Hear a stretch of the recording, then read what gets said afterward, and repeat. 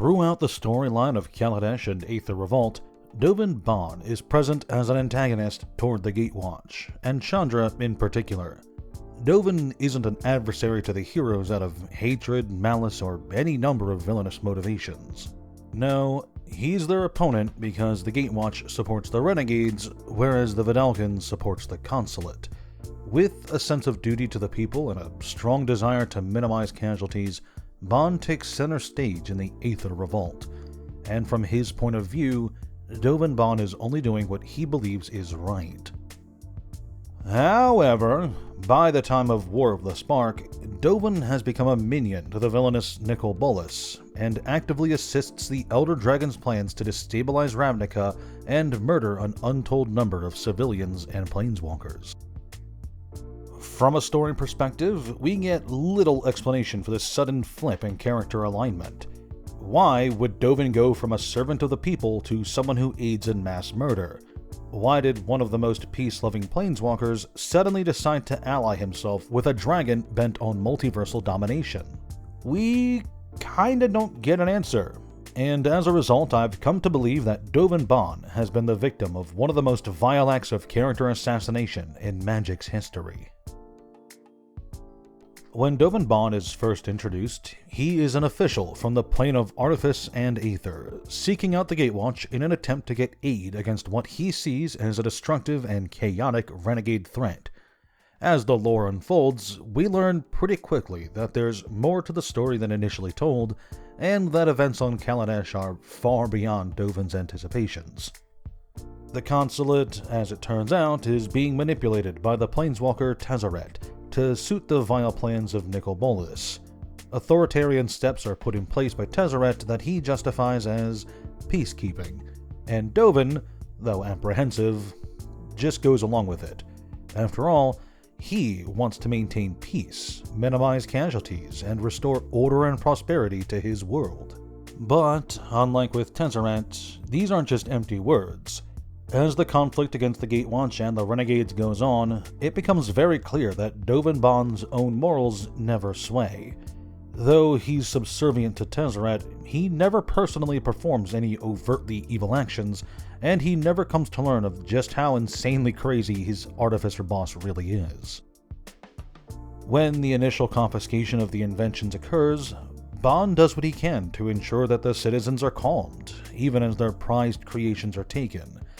He does what he can to keep the peace, and after the Aether Hub is seized, he whips up plans to defeat the renegade forces effectively and with minimal losses. When tasked by Tezzeret with overseeing Baral's confrontation against Chandra, Dovin Baan showcases just how dedicated he is to the law after Baral all but gloats about his many crimes. Rather than wasting energy giving chase to Chandra and her pals, the enemy, after the battle, Dovin is instead more than satisfied with arresting and charging Baral on the spot. Even during the climax of the story, when he sabotages the Hope of Garipur and almost destroys the Renegade's chances of victory, Dovin is basically affable. He warns Chandra that the ship they're on will need to be evacuated before he planeswalks away. And then we get to the Guilds of Ravnica block, where Baan is, for some reason, a bad guy. Under his rule, the Azorius becomes way more oppressive. He arrests people for crimes they didn't yet commit, spies on the populace, and, oh right, is working for Nicol Bolas to kill a bunch of planeswalkers. Why? Now, we're told that when Dovin Baan met Nicol Bolas, he basically fell in love with the dragon's quote-unquote perfect planning. You'll need to forgive me if I find that to be a less than satisfactory excuse. No, Dovin Baan went from a guy opposing the heroes because he thought he was doing the right thing, to one of the villain's lackeys because, reasons. A detailed explanation is never provided, so we're kind of forced to think about what's going on behind the scenes. And while it is fun to sit back and formulate conspiracy theories on how Wizards of the Coast wants to portray anyone who likes law and order as a villain and all that, what I think actually happened is a bit more simple.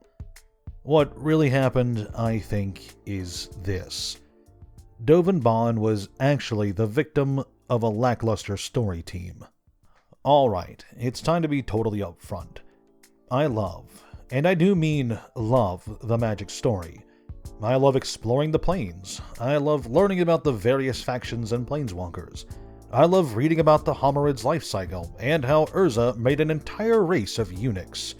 But let me make one thing absolutely clear. The Magic story has always been kind of bad. Now, that's not to say that there's not been high notes. There's plenty of really good stories out there, and plenty of the lore has been lovingly crafted. But it seems like for every one or two good stories, there's 3 or 4 bad ones. And ever since the events of Battle for Zendikar, the overall quality of the Magic lore has taken a real nosedive, culminating in the disastrous reception of the 2 War of the Spark novels. Incidentally, it's in these books, universally hated as some of the worst entries in the Magic story, that Dovin Baan meets his fate. What I think happened is that some members of the story team were looking to fill in the ranks of Bolas's side of the War of the Spark, saw that Dovin was an antagonist for Kaladesh, didn't really bother to look into why he was, and went, yeah, that blue guy is definitely evil material. And you know what? That kind of fucking sucks, because Dovin had a lot of potential. A lot of wasted potential as a character. Maybe he could have returned to Kaladesh after the revolt, seen that everything was a-okay, and then started helping out in what ways he could. Maybe he could have met up with the Gatewatch, apologized for being sort of a dick to them before, and become a sort of team planner for their heroics like Mr. Terrific or Professor X. There's a lot of ways you could have utilized this character with the personality and skills he's shown, but the story team decided to go low effort and double down on him being a bad guy, presumably out of laziness. Now, in all seriousness, I don't actually think I'm right, but it is a possibility. And if I am right, then it just goes to show how little care the story team has for internal consistency, a lack of which has led to some serious retcon issues. But I'll talk about that another time. For now, just know that WotC did Dovin Baan dirty. They took a guy who just wanted to do the right thing and turned him into a Saturday morning cartoon villain with little rhyme or reason. The how doesn't really matter, since the explanation of Dovin just absolutely loved Bolas's plans is kind of bad, even by the normal Magic story standards.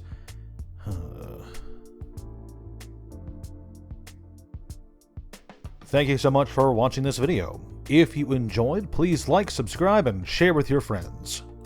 See these names up here? Yeah, they're my patrons, and I really appreciate their help. If you like the content I put out and want to help me put out more content, consider heading over to my Patreon to support me. Patrons get early access to my lore videos and can vote on topics they want me to discuss in the future. Thanks again for watching, and have a great day.